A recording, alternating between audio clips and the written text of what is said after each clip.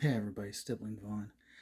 This is an extra bonus video. I normally don't type a post, but become a bit of a tradition when I go to a convention, when I come home, to show you some of the books that I had done. Um, this is a video showing that. I was not showing everything, but just some snippets of what I've signed. Now, before you guys all look, I'm not doxing anybody. Okay, this is from a very long time ago.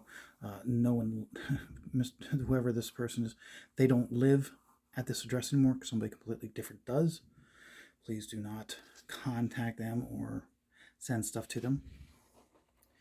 But when I went to the Garden State Comic Fest, the first person I went to see was Kim DeMolder.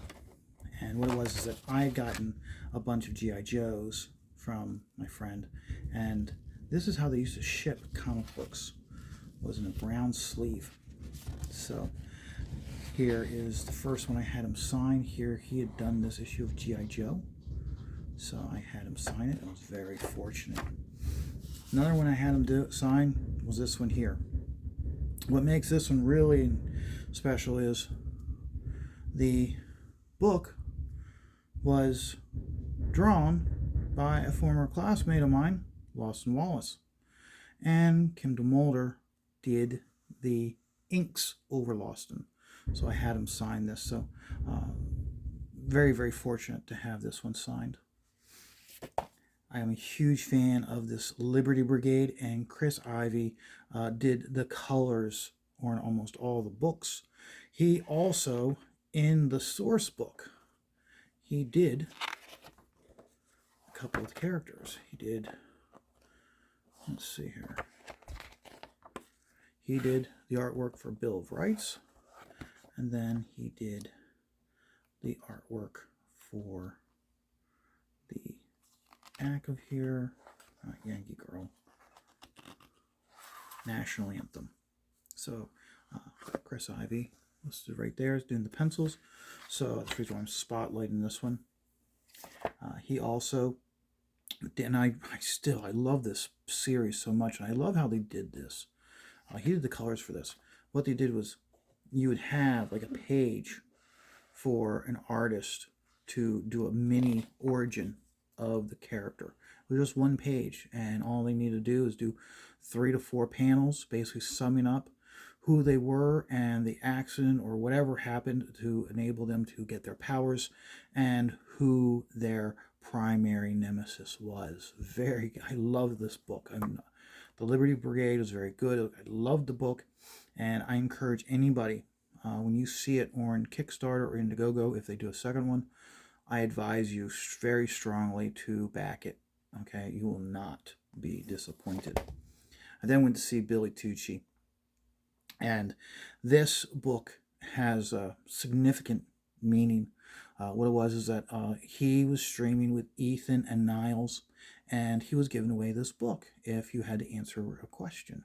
And the question was, what happened with Billy and Hunter, Ethan Van Sciver's son, that they almost got kicked out of Heroes Con years and years ago, because Hunter was just a kid.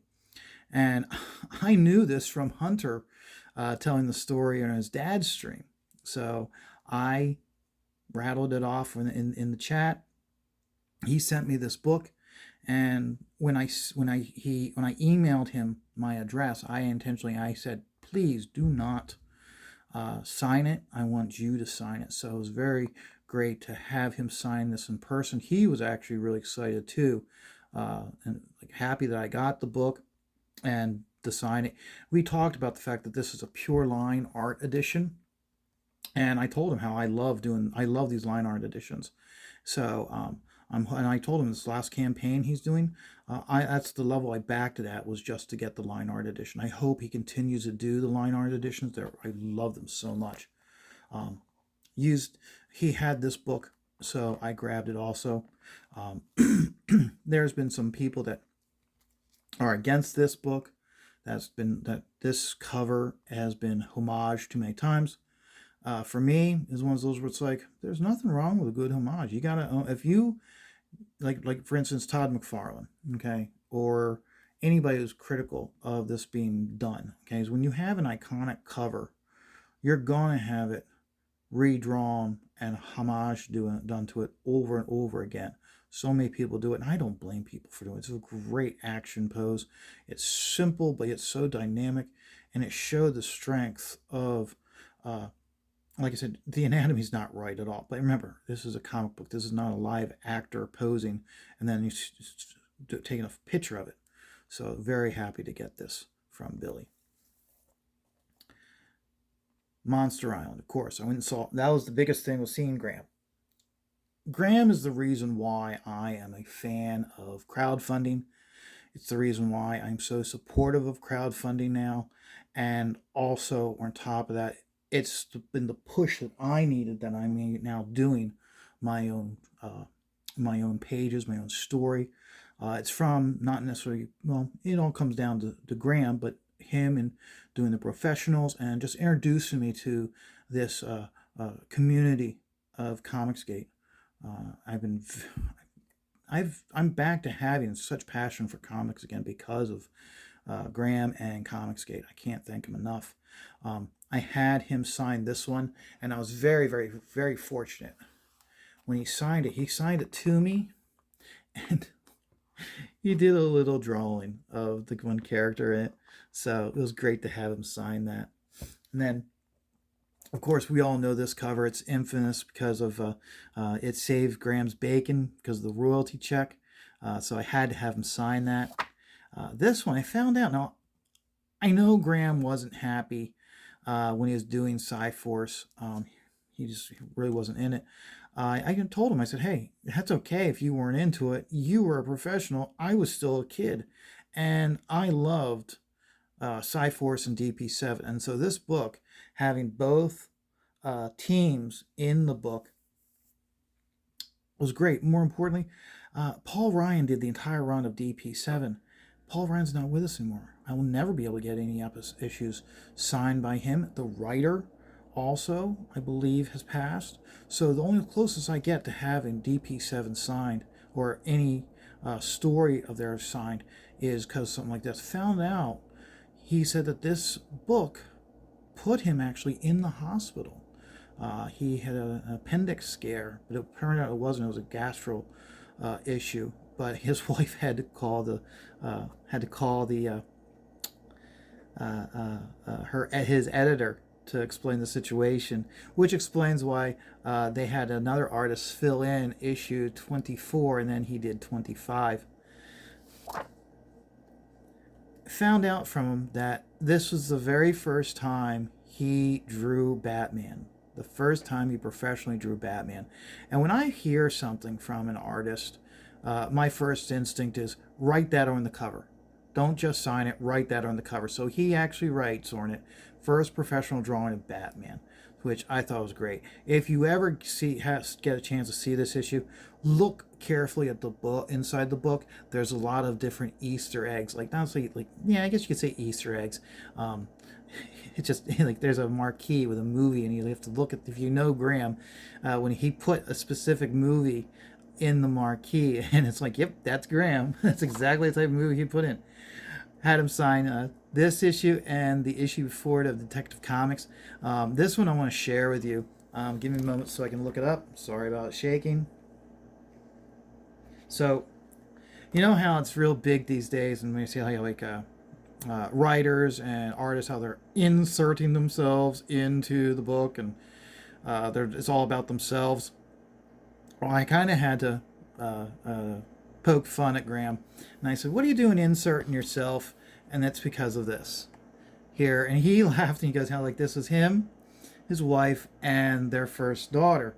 And I said to him, I go, when I looked at this page, I said, the reason why I knew it was you guys was because he did such a great job with his wife. And he was really flattered the fact that I could recognize that this was his family because of Julia. So I had to share that with you guys. Remember, I had already had him sign the big book. Well, he had this available. I didn't think he had any more of these, but he did. It is a pricey penny, but it's well worth it. And here, I'm going to open this up and show you why.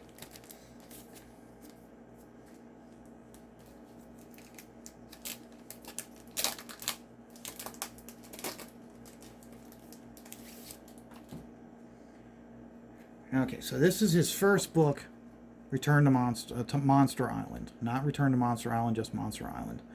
And remember, if anybody follows him, the reason why he did this book was because he was getting comic books from DC all the time, but he didn't feel that any of them were of a quality for his kids to read.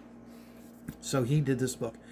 Now here's where it's really cool: is this whole book is in black and white, and it's in duo shade. If anybody understands comic book art, duo shade is a paper where it has a coating with a chemical with different tone on it, and you used a brush. And if you used one tone, you got a light tone, and then if you bladed on again, you got a darker tone. So you look here, you can see we've got a different tone, but then how right here we have a darker tone. This is a darker tone. Here's a perfect example: this wing, this tailwind. You got a lighter tone, and then we have a dark tone. That's because of a duo shade. This whole book is done in black and white. I love black and white, so I couldn't pass up the opportunity to have him sign, have him to get this from him. He signed it directly to me. I can tell you right now, this is going to be sitting on the CG wall. If anybody follows me on Facebook or Twitter, I've got the CG guard cat. Even though this isn't a crowd-funded book, it's worthy enough that it's going to be sitting on that wall for the cat to protect. Met Bob Almond. He has a nonprofit called the Inkwell Awards, and I had him sign this issue. Rags Morales did the pencils, and he did the inks along with Rick Brandt. Rick Brandt was the regular inker. Bob inked a few pages on this, probably obviously to get Rick caught up.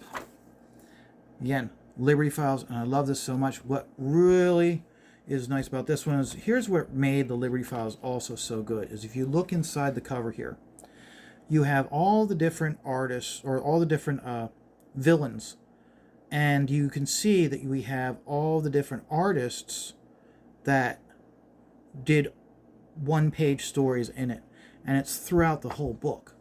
You have like one artist doing this page, okay? You have one artist doing this page, so it's really, really cool. And Bob Almond did one of these pages. He inked one of these pages. I think it's the back of the book. He inked it. So right here. So this was the page, okay? He inked it. So instead of signing the inside cover, instead of signing the front cover, he signed right there. So that's great. So, and I was anticipating it. That's the reason why I got the wax paper. Met Scott Collins for the very first time. And this is a book from as early in his career.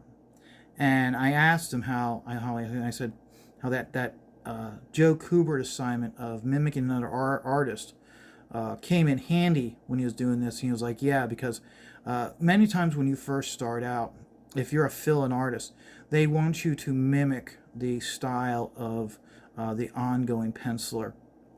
So he had to learn very quickly how to mimic that regular penciler's style. Had him sign the issue 750 of The Flash. The reason why I had him sign this one is because there's a story in this of Captain Cold, and it's a very entertaining story. Here he runs out of beer. He goes down to his local Quickie Mart. It's being robbed. He's like, dude, I don't care about your money. I don't care. I just want to pay for my beer, and I just want to get the hell out of here.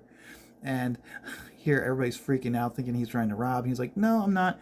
You know what? Screw you. He just freezes the guy who's he uses his gun on the guy who's robbing the place, and then freezes the cops just so he can go home, go back to watching the hockey game, and drink his beer. I was like, that's a great story. It was probably the best story in the whole book. Got to meet Jeff Johnson, and got him to sign it. Me and him got talking so much, he signed it twice. But it doesn't matter to me, because Star Wars and G.I. Joe, those are my two loves. Star Wars was the first book that I really got on a regular basis. Then G.I. Joe. And those were the two books I got on a regular basis. I tried to get on a regular basis, which led to me getting into superhero comics.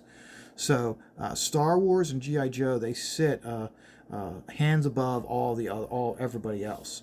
So, and since it was the first time meeting Jeff Johnson, I got one of his sketchbooks. So I got that. I haven't even gone through that yet. I'm looking forward to it. I got Volume 1. He had more copies of Volume 1 than Volume 2, but it's his first one, so that's the one I got. Bob Sharon. He was the colorist for G.I. Joe, so I couldn't pass up the opportunity to have him sign some of my G.I. Joes. So I had him sign this. This is a story arc where Snake Eyes is going to get his face fixed, so he's no longer disfigured. But of course, by the end of the story, his face is disfigured again. Had him also sign this one. This is another one that I got from my friend, and they came in the wrapper. So I had it sign. I had him sign this one. And of course, this is the one issue that Todd McFarlane did of G.I. Joe. So the opportunity to have that signed, couldn't pass it up. Then I went to see Duran Duranus. And Durasma, I apologize. I know I'm screwing up her name. This book, Dexter Husk, is still available on Indiegogo. And there are quite a few times over this last year I was going to just back it. But I decided to wait until I saw her at the show, hoping she'd have this book. Because I'd like to, whenever possible, I'd like to buy it directly from the creator so they get all the funds. If not, yeah, I'll go through Indiegogo if it's on demand so I can get it. I talked to her about this. This book has a lot of feeling a lot of that feel from when she did Star Wars, the far-flung future storyline with Cade Skywalker and Blue. It's a science fiction story. It's got spaceships. It just had that same feel. And she said that she's got pages done, about 30 pages done of the next story.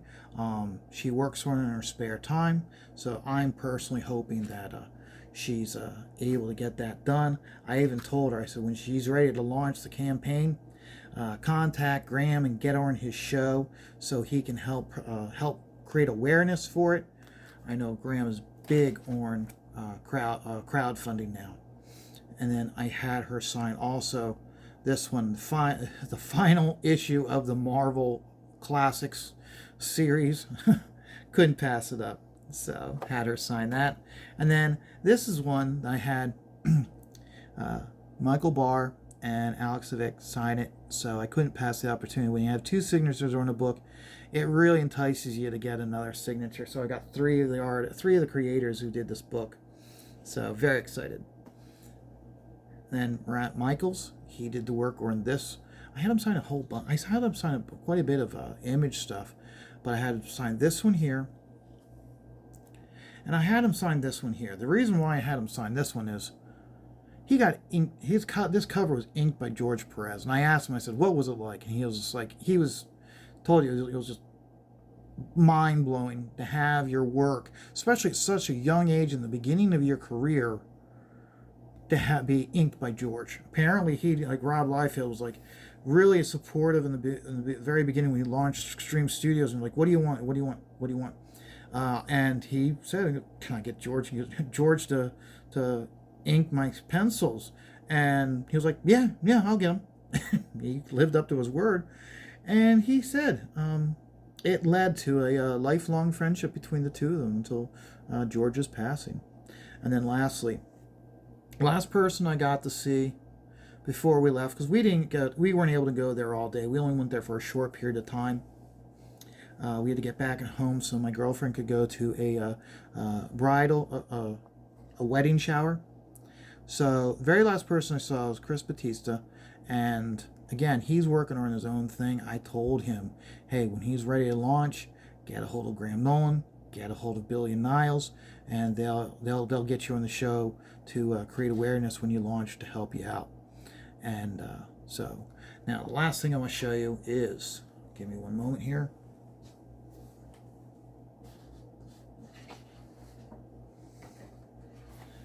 Anybody who's a fan of Chris Batista, and if you follow him on Facebook, you'll be familiar. This is one of the commission pieces he did, and this is basically the classic Valiant universe fighting the Anti-Monitor, and this page just blows me away.